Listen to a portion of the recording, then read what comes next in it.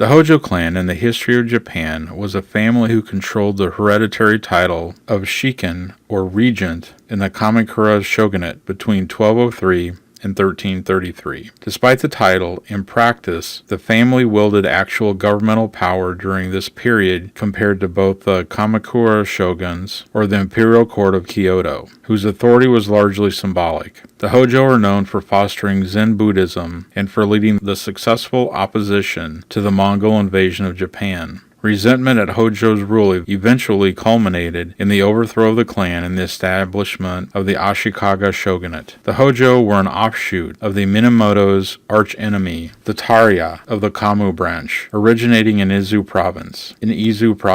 They gained power by supporting the extermination of the Taira by intermarrying with and supporting Minamoto Yorimoto in the Battle of Dan no Yura. Just 18 years after, the Hojo usurped power with Yamamoto's death. Hojo Kamimasa helped Minamoto no Yoritomo, a son-in-law, defeat the forces of Taira to become Japan's first shogun. Hojo Masako, Tamimasa's daughter, was married to Yoritomo. After the death of Yorimoto, Takamasa became Shiken, or regent of the child shogun, thus effectively transferring control of the shogunate to his clan permanently. The Minamoto and even imperial princess became puppets and hostages to the Hojo. The imperial court at Kyoto resented the decline in its authority during the Kamakura shogunate, and in 1221, the Jokyu War broke out between retired Emperor Go-Toba and the second regent Hojo Yashitoki. The Hojo forces easily won the war, and the imperial court was brought under the direct control of the shogunate. The shogun's constables gained greater civil powers, and the court was obligated to seek the shogunate's approval for all of its actions. Although deprived of political power, the court retained extensive estates in Kyoto. Several significant administrative achievements were made during the Hojo regency. In 1225, the third regent, Hojo